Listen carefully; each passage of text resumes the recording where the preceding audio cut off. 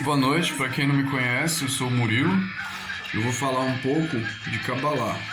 Vou falar sobre a minha interpretação do Tetragramaton, o nome sagrado dos judeus e dos cristãos atualmente, né? Lembrando que esse nome, ele vem de tradições mais antigas do que o próprio judaísmo. O que me leva a crer que isso é um conhecimento universal, no qual sempre existiu em todas as tradições, que simplesmente foi sendo passado de um povo para outro. E cada um foi tendo a sua própria interpretação. Isso porque cada interpretação serve como um degrau para a escada que leva à compreensão do nome sagrado. Ou seja, cada cultura, cada povo, cada ser humano, cada indivíduo vai ter a sua maneira singular, única de compreensão. E com isso vai poder traduzir a sua maneira, oferecendo então novas chaves para que os novos seres consigam complementar a sua interpretação com as chaves dos outros. É como um quebra-cabeça, um grande jogo misterioso, para que a gente consiga compreender o universo, compreender as leis do universo, como ele funciona. O nome que eu tô calculando aqui, tô seguindo aquela dica lá do Crowley no livro: calcular, multiplicar, somar e compreendereis. O nome é o nome de Jeová, lá das Testemunhas de Jeová também, para quem conhece. Há alguns anos eu tive uma visita de um ser espiritual que se apresentou como Miguel, Arcanjo Miguel. Sem descrever muitos detalhes do que aconteceu, ele me deu uma clareza, me trouxe visões do funcionamento do universo. E isso tem me ajudado a compreender a criptografia por trás da realidade. Aos poucos eu estou desvendando isso e eu vou compartilhar com vocês um pouquinho do que eu estou estudando. Então, o nome sagrado dos judeus não se refere a um nome próprio, a um nome de Deus próprio. Isso porque o nome próprio de Deus é indefinível, porque o nome é aquilo que define o ser, que define a coisa em si. Então, se Deus ele é indefinido, infinito e eterno, é impossível que ele seja nomeado, por isso ele é inominável. Esse inominável, ele tem, no entanto, meios de se referir a ele, para que a gente possa, então, compreender a sua essência, compreender a verdade por trás. E o nome utilizado é o nome Jeová, que muitos pensam que é um nome próprio, mas na realidade Jeová não é um nome próprio. Jeová em hebraico é essas 4 letras aqui. Muita gente deve conhecer já. Essas 4 letras, elas são 4 letras hebraicas. Elas são o Iod, o Re, Val e Re. Se a gente for estudar, a gente vai saber que no hebraico as letras elas também significam números. Então, o Iod representa o número 10. E eu simbolizei o Iod aqui com o símbolo do Sol, tá vendo? 10.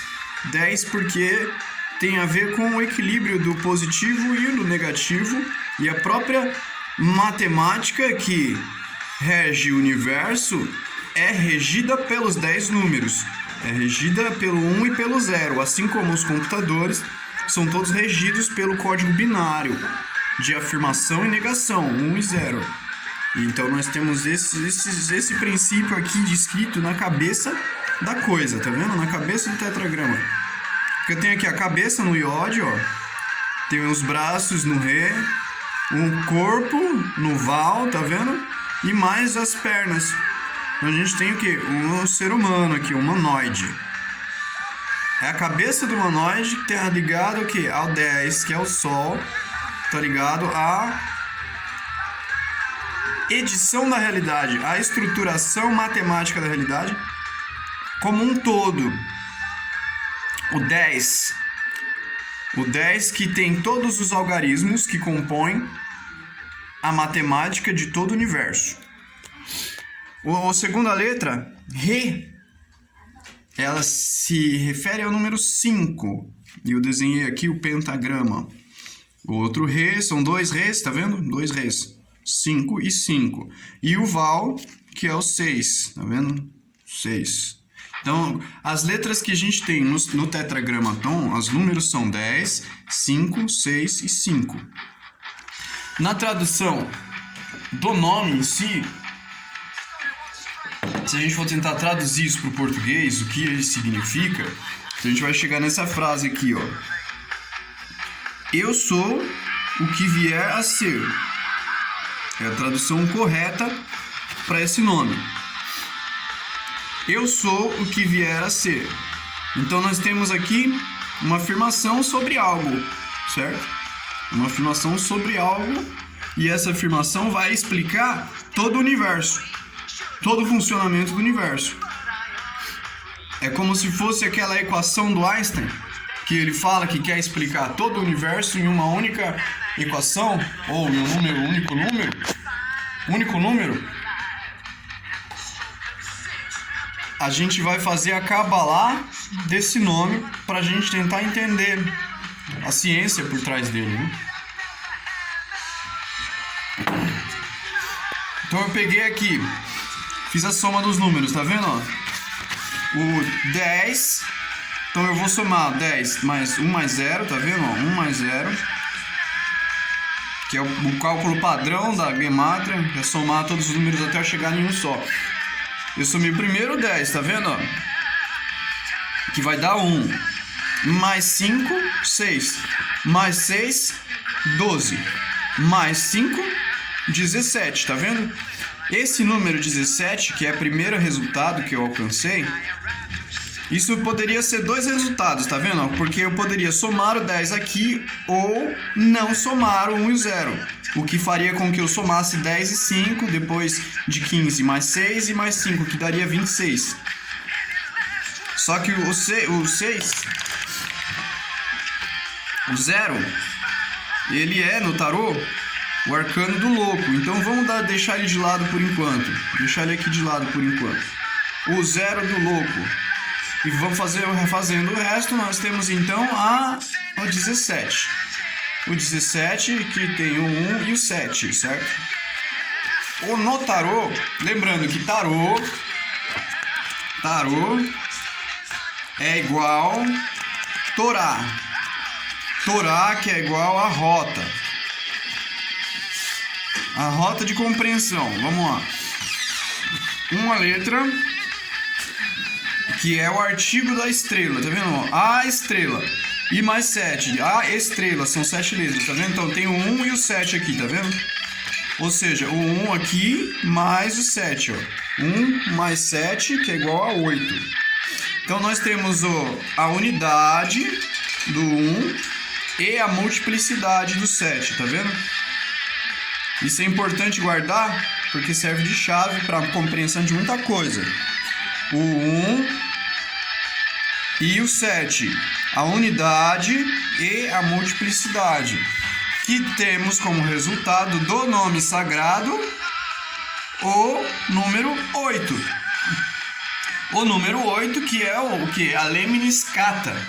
A Lemniscata, que é o símbolo do 8, representa um movimento do infinito. O movimento do infinito que está descrito no tarô, tá vendo? No tarô, como a justiça. A justiça, que é o próprio caos infinito. A justiça é um arcano no tarô que está segurando uma mulher sentada num trono, segurando uma espada e uma balança. Essa espada e essa balança são símbolos fundamentais que o próprio arcanjo Miguel carrega. Ele usa uma espada, que representa o rigor, e a justiça, para que esse rigor seja executado através da justiça. E da mesma forma, a gente vai compreender aqui a entrada para o Éden, para o Jardim do Éden, onde tem a primavera eterna.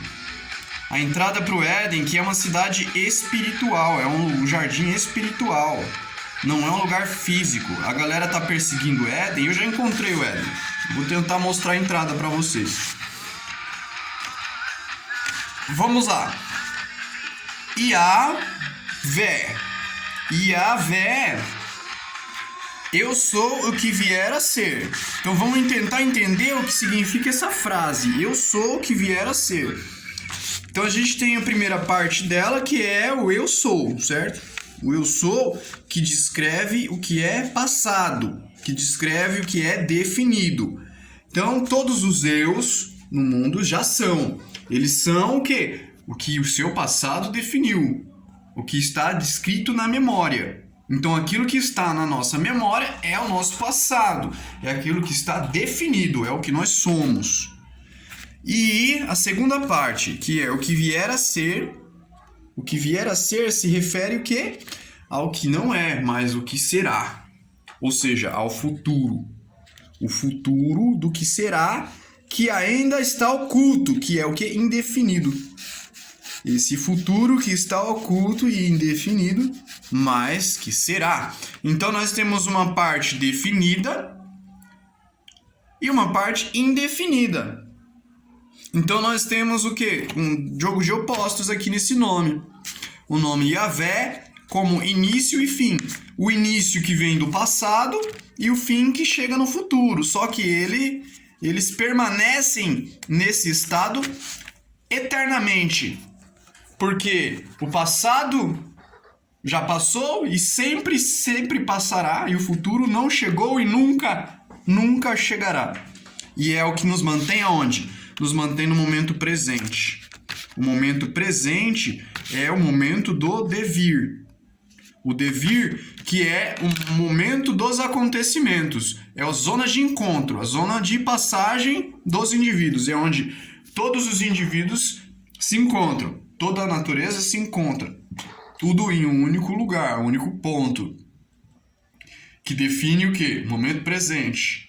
Define aquilo que está acontecendo aqui e agora. Isso que está acontecendo aqui e agora é uma equação. É uma equação matemática em desenvolvimento que sintetiza o passado definido com o futuro indefinido. E essa união é o que a gente chama de devir. Então nós temos o quê? Os dois lados do nome Iavé. No passado, se a gente for pesquisar a origem desse nome, a gente vai ver a união de dois princípios. Iá e Vé. Evé, Revé, Eva. Iá de Adão, Revé de Eva. Então nós lá no princípio, no Éden, a gente tinha o Jardim do Éden com os 4 rios. No centro a árvore e a porta do Éden, tá vendo? Saindo do Éden a gente tem o mundo que não é o Éden, que é o mundo imperfeito, tá vendo? E fora do mundo imperfeito, para além do mundo imperfeito, a gente tem o caos. O caos que é a substância que vai gerar toda a nossa realidade, todo o nosso mundo. Na mitologia grega a gente tem a Terra plana, não como geografia, mas como um sistema abstrato de interpretação do funcionamento do cosmos, no qual a Terra é redonda não, é plana, com um monte no meio. Os hindus chamam esse monte de Monte Meru. Na filosofia de Aleister Crowley, a gente vai ter esse ponto como Radit e essa circunferência como Nuit. São o quê? Os deuses masculino e feminino, o casal de divindade, o casal divino. Casal divino ligado a princípio masculino mais o princípio feminino da divindade. Esses dois atributos, masculino e feminino, que formam Adão e Eva, na mitologia cristã, na mitologia judaico-cristã. Adão e Eva que se referem aos dois instrumentos do ser, que é os vasos, os canais de fluxo da energia vital. No hinduísmo, a gente vai entender, lá no hinduísmo a gente vai entender esse fluxo, tá vendo aqui, ó. Tem uma pessoa, imagina uma pessoa aqui sentada, a gente vai entender esse fluxo de energia passando através dela na coluna espinhal, fazendo um S, serpenteando. Então vai ter o masculino e o feminino, porque é o ativo, a energia ativa, e a energia passiva. São os dois canais de fluxo de energia vital. Esse fluxo também se refere à circulação sanguínea do nosso corpo. Circulação venosa e a circulação arterial. Essas duas circulações que fazem o quê? O fluxo da vida do nosso corpo, o fluxo da alma. E só que esse Adão e Eva, chamado pelos hindus de Ida e Pingala, eles são dutos etéricos, eles não são físicos como nossa circulação sanguínea, porque a nossa circulação sanguínea, ela é física, ela é a expressão física desses dutos de fluxo de energia vital. No entanto, esse fluxo, ele é gerado pela pressão do sangue, que é feito, sintetizado dentro da nossa coluna. A coluna espinhal, que fica no meio desses dois fluxos. A coluna espinhal, que é o que produz a medula. Medula que vai produzir as hemácias, que vai gerar o sangue. Tá vendo?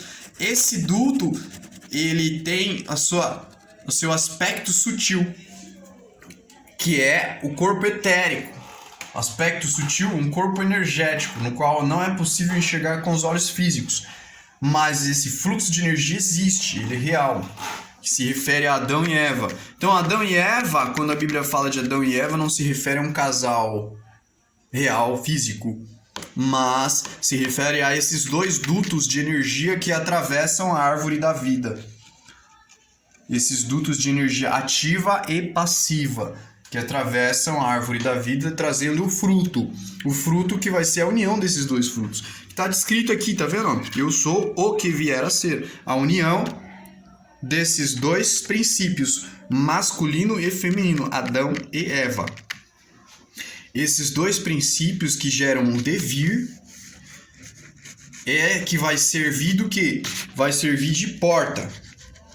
Vai servir de entrada para o Éden, para a cidade sagrada do Jardim do Éden. Como a gente vai fazer isso? A gente vai fazer isso sintetizando o nosso passado com o nosso futuro, alcançando o ponto de equilíbrio. Lembra da banda de reggae? Tem muita mensagem boa na banda, hein?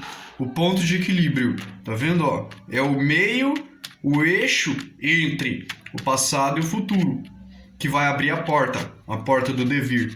Essa porta do devir, que é descrita pela letra hebraica Dalet. Tá vendo? Dalet, essa letra aqui, ó. Dalet. Essa letra, eu recebi ela intuitivamente através da visão com Miguel. E na hora eu não entendi bem. No momento da revelação, eu ainda não entendi direito. Tanto que eu ainda estou tentando entender o que me aconteceu naquele momento. Aos poucos eu vou tendo insights, chegando à compreensão. Devagarzinho eu vou compreendendo isso. E vou compartilhando com vocês também, para vocês compreenderem também. Porque se eu recebi essas mensagens, eu preciso compartilhar elas, preciso entregá-las para vocês. Porque é só entregando para vocês que eu vou conseguir compreender aquilo que falta.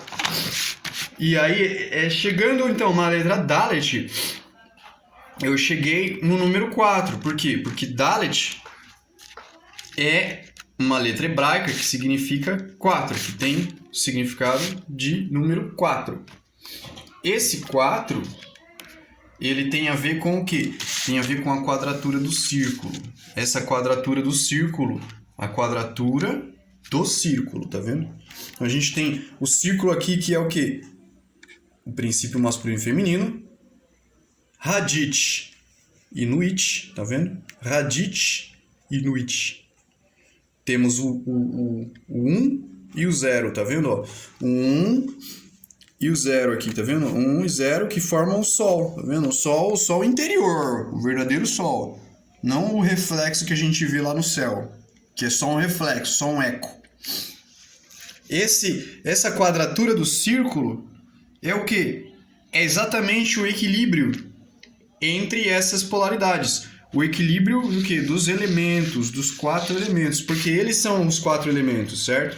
Essas mesmas 4 letras do nome sagrado, elas vão poder ser organizadas de diferentes formas, diferentes meios. Essas diferentes formas é que vão formar o quê?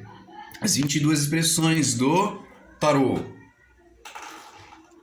Essas diferentes maneiras de organização têm a ver com o quê? Com as diferentes maneiras de organização dos 4 elementos, das 4 forças fundamentais do universo. Nós conhecemos essas forças cientificamente como força da gravidade, força do eletromagnetismo, força nuclear forte e força nuclear fraca, que são as forças responsáveis pela estruturação de todo o nosso universo. Então essas forças, quando elas estão em equilíbrio, que elas produzem o quê? O devir. O devir é o momento presente, a manifestação de uma realidade.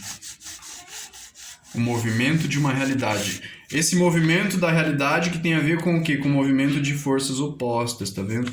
Isso aqui, ó, esse desenho aqui é como se fosse uma torus. Uma torus, só que visualizada por cima. Tá vendo? Tá vendo? É uma torus aqui, tá vendo? Essa é a visualização horizontal dela. E essa é a visualização vertical. Isso tem a ver com o hiperespaço. Hiperespaço que é a síntese de todas as dimensões. Todas as dimensões. E isso aqui a gente percebe em 4 dimensões, tá vendo? Essa forma aqui é uma forma em 4 dimensões que se chama hiperesfera. Ó. Hiperesfera. Essa hiperesfera é conhecida como torus. É mais conhecida atualmente, pelo menos na internet, é bem conhecida como torus. Essa torus que é o que? A estrutura matemática da nossa realidade. Quando essas forças estão em equilíbrio, o movimento do devir, do presente, se estrutura em uma torus, que é o que? A consciência do hiperespaço. Esse equilíbrio que leva à consciência do hiperespaço, que vai ser alcançado através da porta. Através da porta do devir, tá vendo? A porta, o Dalet. Dalet que significa porta. As letras também têm seus significados, além dos números. Elas também representam símbolos. E o que a Dalet significa é porta. Porta que a gente pode ver a associação do número 4 com o Júpiter, tá vendo? O símbolo de Júpiter da astrologia. Esse 4 aqui, ó, que tá no tarô, no arcano 4, como um imperador. Tá vendo? O imperador do universo. O imperador, o regente do universo, Júpiter. Júpiter que é quem? Filho de Cronos. Tá vendo? Ó, Cronos aqui, ó, o tempo em movimento.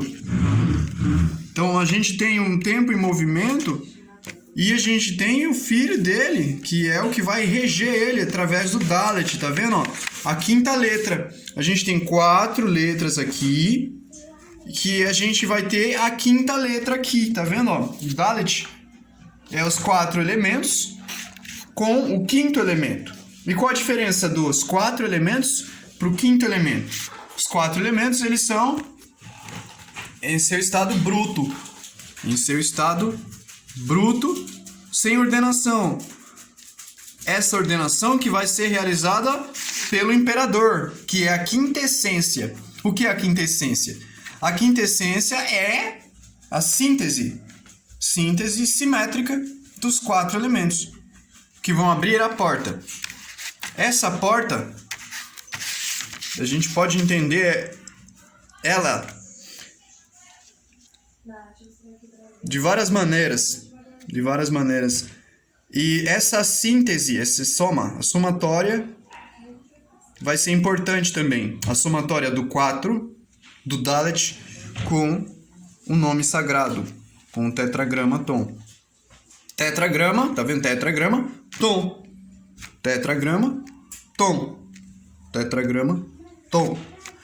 O tom do tetragrama tom. Então, o tetragrama tom, a gente tem um pentagrama, não é? Um pentagrama. A gente tem os 4 elementos aqui, tá vendo? Ó? Os 4 elementos aqui. E aqui em cima a gente tem o quê? O 5º elemento. O 5º elemento que é o quê? O espírito. O espírito. Então a gente tem abaixo do espírito, a gente tem o mundo manifesto dos 4 elementos, tá vendo? E esse mundo manifesto que precisa ser regido e controlado e administrado pela quintessência, que a quintessência é o 4, Dalet, o imperador. O imperador Zeus, Júpiter em romano, Zeus em grego. E esse nome Zeus é o mesmo nome que deu origem à palavra Deus, tá vendo? Só muda essa letra aqui, o Z. A gente troca o Z e põe o D.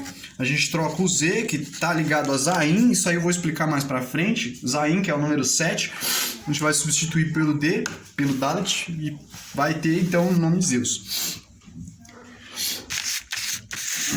Agora, voltando lá na interpretação numérica, dando atenção então o que? As formas geométricas correspondentes a esses números. Que eu tenho aqui então o Sol, que é o círculo ponto, né? 2 pentagramas, tá vendo? 2 pentagramas e um hexagrama, tá vendo? Esse hexagrama, que é a estrela de Davi, ou o selo de Salomão, é a estrela de anunciação, que é o equilíbrio entre duas forças opostas, tá vendo? É um triângulo para cima, ó, um triângulo para cima e um triângulo para baixo. Então é a união que de duas forças opostas. Essas duas forças opostas, que são exatamente essas duas forças aqui. A força masculina de definição e a força feminina de indefinição. É por isso que o homem dizem que o homem é racional e a mulher é mais instintiva, mais emocional, porque tem a ver com a certeza e a indefinição. E um complementa o outro, porque isso que faz o quê? O movimento. Não falo de heterossexualismo, eu falo de forças metafísicas e não de sexualidade, lembrando isso. Essas duas forças opostas, representadas pelos 2 rés, tá vendo, ó? São o quê? O pentagrama, 2 pentagramas. Esses 2 pentagramas são duas espirais que fazem esse movimento. Se você for pesquisar, o ré também está ligado a movimento. Significa movimento. Esse 5 do movimento, que é o quê? É o movimento de proporção Fibonacci. Proporção áurea. Olha que legal. Tá vendo? Se você une os 2 pentagramas, você tem um 10. Ó. E no nome, no número, no símbolo do Fibonacci, você tem um 0, ou seja, um círculo com uma reta. Tá vendo? Esse círculo com a reta, que é o 10. É o 10 o que? É a união dessas duas forças em equilíbrio, em manifestação. Equilíbrio e manifestação. Não só estabilizadas no hexagrama, porque no hexagrama a gente vê as mesmas duas forças, tá vendo? As mesmas duas forças, porém elas estão em equilíbrio perfeito. Então elas não se movem. No pentagrama a gente vai ter a manifestação dessas forças, o que vai gerar o quê? O movimento de expansão e o movimento de retração do universo. Então, ao mesmo tempo em que o universo ele vai se expandir com a força positiva, ele vai se retrair com a força negativa. Então, a gente tem movimento de estabilidade aqui, ó, tá vendo? Ó, nesse círculo do meio aqui. Por quê? Porque é o equilíbrio entre a expansão do universo e a retração, ó. A expansão e a retração que mantém as coisas estabilizadas. Estabilizadas pelo hexagrama. Então a gente tem a força de expansão. Aqui, ó, a força de expansão, tá vendo? E a força de retração. Essas forças de expansão e retração têm a ver com as forças do ser humano, as forças da consciência de se expandir e se retrair de volta. Se expandir como? Se expandir para o cosmo, tá vendo? A consciência se expande para o cosmo, ou ela se retrai para a individuação, para a singularidade. O ponto, tá vendo? Radite, que é o ponto, que é a singularidade. E a gente tem o círculo, que define os limites da ordem. E de dentro do círculo a gente tem a ordem, e do lado de fora do círculo a gente tem o caos do escuro, o caos de Nuit, o círculo de Nuit e o ponto de Radite. Essas duas forças têm a ver com o quê? A força centrípeta, que é a força que concentra, e a força que concentra, tá vendo? Essa força que joga para dentro. E a gente tem a força centrífuga, que é a força que expande, que é a força que joga para fora, tá vendo? Força de emanação e a força de retração. Essas duas forças, que são Adão e Eva, elas são o quê? São as duas testemunhas do Apocalipse. Elas são o Cristo e o Anticristo. Tá vendo? As duas testemunhas que no Apocalipse vão ser mortas e vão causar uma grande comoção e depois de 3 dias serão ressuscitadas. E essa volta de Cristo está ligada intimamente ao quê? A porta que vai entrar no Éden. A porta que vai entrar no Éden. Ela está ligada ao equilíbrio das forças elementais. Essa porta do Éden, lá na Bíblia a gente vai achar a descrição de que Jeová, Yahvé, ele tranca Adão e Eva para fora do Éden, para fora. Tá vendo? A gente tem a porta aqui, tá vendo? A entrada para o Éden. E a gente vai ter Adão e Eva jogados para fora do Éden. E quem que vai tomar conta da entrada do Éden? Quem vai tomar conta da entrada do Éden é os dois querubins, tá vendo? Da balança aqui, a dualidade da balança, os dois querubins com a espada flamejante, tá vendo? Essa espada flamejante aqui, que vão tomar conta, que são o quê? São uma representação simbólica dessas duas forças, que elas têm a ver com o rigor, lá na Kabbalah, o pilar do rigor, e o pilar da misericórdia, tá vendo? O rigor da espada, tá vendo? E a misericórdia da justiça. A gente tem a manifestação da justiça através do equilíbrio eletromagnético, que é a vinda de Cristo, que vem acompanhado do anticristo, que são essas duas forças, as duas baquetas do mago, tá vendo? As duas baquetas. E aqui mesmo, nesse diagrama que a gente tem o nome sagrado, ó. A gente tem o Val aqui, tá vendo? O Val. A gente tem os dois Rés, tá vendo? Os dois Rés. E o Iod, aqui, ó. O Iod, tá vendo? A união dos dois Rés que levam o Iod aqui.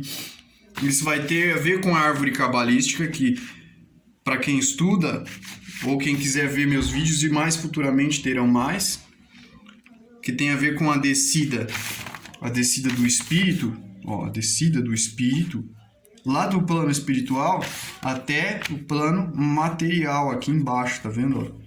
Que é o movimento da árvore da vida. É o decaimento do espírito na matéria e a ascensão, o decaimento e a ascensão, tá vendo? Que tem a ver com esse movimento da Torus aqui, ó. Movimento da Torus, ó. E essa porta, em união com o nome sagrado, a gente vai ter um nome, ó. A gente tem um tetragrama aqui. E aqui o Dalet, tá vendo? Esse nome é Yehudá. Yehudá. Yehudá, que é Judá, significa Judá. Temos aqui as 5 letras do tetragramaton. Então, Judá, ela vai estar ligada à palavra Judas, que eu comentei no meu vídeo anterior. E também vai estar ligado à palavra ajuda. Quando a gente pede ajuda, tá vendo? ajuda. Se a gente põe uma crase no A, ó, e separa e coloca um acento no A, tá vendo? No final A de Judá, a gente tem a Judá. E essa crase, ela significa o quê? Para Judá. Então, nós temos essa união dos nomes, que é Yehudá, Judá, ou seja, cidade sagrada. A cidade sagrada, que é o hiperespaço, o acesso ao hiperespaço, que é o Éden em si, a primavera eterna. Por que eterno? Porque o hiperespaço não tem duração, ele é eterno. Ele é a estrutura do próprio tempo, né? A estrutura da própria duração de tempo. Então não há uma duração, ele é eterno. Essa entrada para o eterno que vem através da ajuda. Ajuda o quê? Para ajudar. Para ajudar. Então quando a gente pede ajuda, a gente não está pedindo um salvador. A gente tem a mania de idolatrar um salvador, ou Jeová, ou Jesus, que Jesus, o próprio nome Jesus significa salvador. Então, na verdade, salvador não é aquele que vem salvar. Salvador é quando nós nos aproximamos de Judá. Quando nós vamos até Judá. Quando nós chegamos no Jardim do Éden. Que está ligado a uma experiência de consciência. Uma experiência de gnose. Uma gnose. Não é uma cidade física. Que não se... quando a Bíblia fala, muitos dirão daqueles que se dizem judeus, mas não são judeus. Porque os judeus verdadeiros não se referem a um povo, uma raça. Assim como o gentio também não se refere a um povo que não é judeu, da raça judaica. Se refere a pessoas que alcançaram a inspiração e conseguiram alcançar a entrada da cidade sagrada. A entrada da cidade espiritual, que é o equilíbrio do passado e do futuro, que abre a entrada para o devir. Então, as pessoas que têm o caminho aberto para o devir, para a cidade sagrada, o hiperespaço, são o quê? São aqueles 144 mil. 144 mil ungidos pelo Espírito, que são o corpo de Cristo. E servem como ajudantes de Cristo, que é o Cristo que essas duas forças, tá vendo? O início e o fim, ó. Essas duas forças em manifestação. Elas aqui, elas não manifestas e elas em manifestação aqui embaixo, através da porta. Essa porta que faz movimento de manifestação de toda a nossa realidade. Judá não é um povo, uma raça, mas um estado de consciência. Um estado de consciência que abre a conexão com o imperador, que abre a conexão com o hiperespaço, que abre a conexão com o Éden, que abre conexão com o porteiro do Éden. E permite essa entrada. Só que essa entrada, ela só vai ser possível com a união de todos os seres. E isso eu vou falar mais adiante em novos vídeos. Por enquanto, isso tá bom.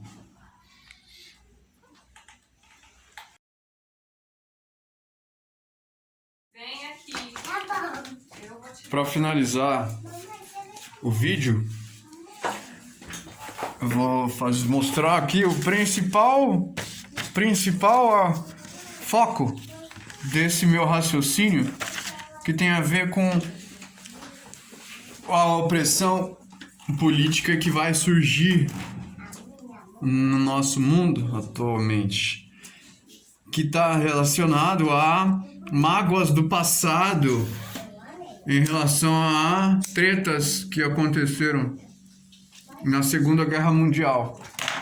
Tretas essas que vão se intensificar novamente, exatamente pelo desequilíbrio dessas forças que está ligado ao surgimento do anticristo, que vem acompanhar o Cristo, o nascimento do Cristo. E para a gente entender isso, eu vou deixar aqui, ó, fazer aqui esse desenho, que tem a ver com o mapa mental anterior. Então a gente tem a concentração da energia, que é Hadith, E a gente tem os limites de expansão dessa energia, que é Nuit e Hadith. A gente tem os pentagramas que representam as polaridades, as forças do Cristo e do Anticristo, que tem a ver com a força de expansão e a força de retração. Essas forças que são o quê? São Fibonacci, tá vendo?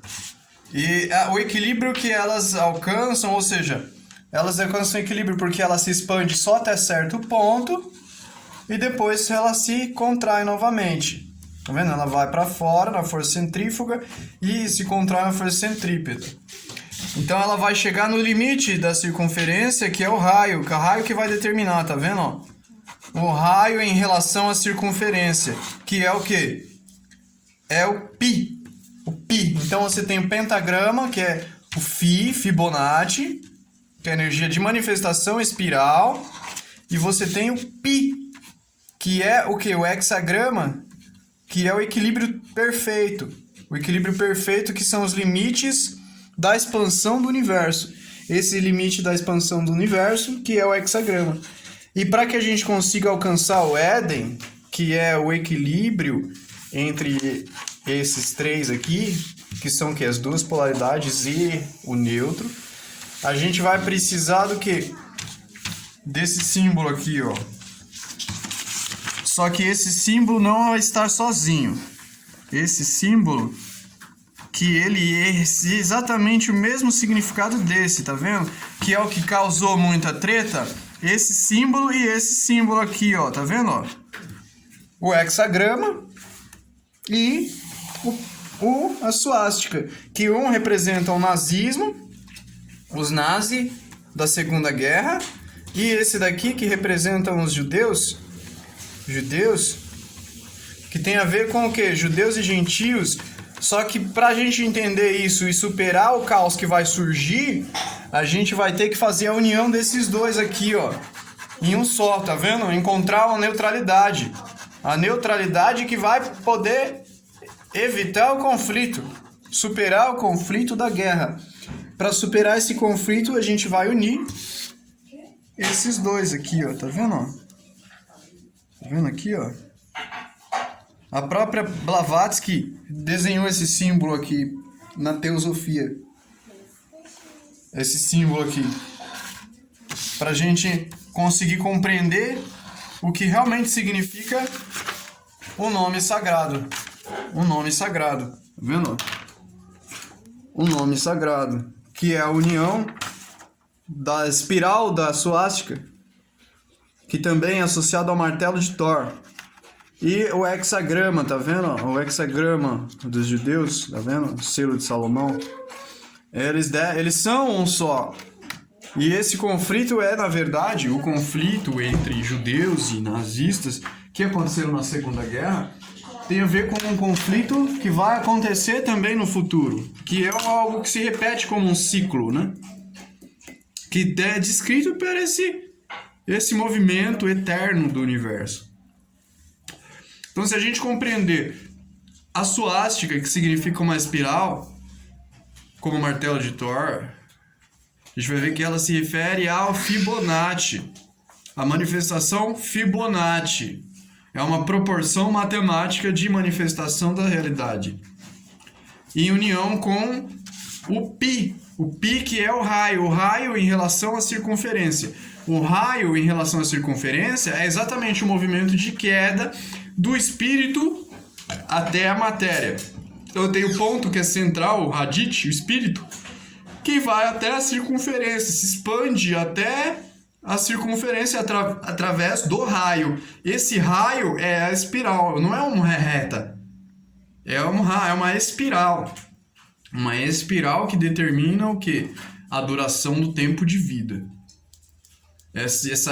Esse raio para a circunferência tem a ver com a inspiração do espírito na matéria. A inspiração divina na matéria. Então a vida eterna, a eternidade, deve ser alcançada aqui agora na matéria, no momento presente, no devir, a partir do equilíbrio do fluxo da energia vital através desses dois dutos que sobem da nossa base, da nossa coluna até a nossa glândula pineal, que está ligado ao cérebro em si. Nosso cérebro não se limita só à parte superior da cabeça.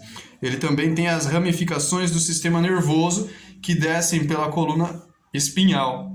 Essas ramificações é que possibilitam o fluxo dessas energias que estão ligadas ao quê?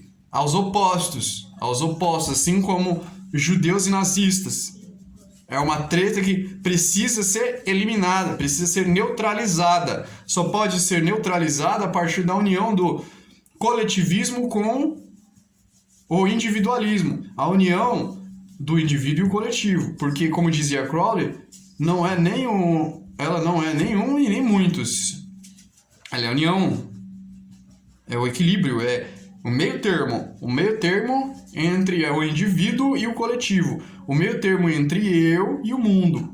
Então, para mim conseguir entrar no Éden, conseguir entrar no jardim eterno, na cidade prometida, na Jerusalém, na terra de Judá, que não é um lugar físico, mas um lugar metafísico, então eu preciso alcançar no presente o equilíbrio das polaridades. Eu tenho que equilibrar a minha individualidade, que é o meu microcosmo, meu universo interior, com a realidade externa, com o macrocosmo, com o mundo externo. É a união das polaridades, o casamento alquímico. O casamento alquímico que traz a revelação da verdade, a verdade por trás das coisas. Quem gostou do vídeo, quiser fazer uma contribuição, que vai ser bem-vinda, só no caso de você desejar e puder. Vai ter a descrição com o Pix, descendo o vídeo aí você vai ver a descrição. Eu agradeço a atenção de vocês, espero que vocês entendam que é uma interpretação minha, é uma interpretação que não é completa, ela ainda está em desenvolvimento, então o que eu trago aqui são apenas chaves que podem ajudar em novas interpretações que vão ajudar a encontrar respostas para o funcionamento do nosso universo, da nossa realidade.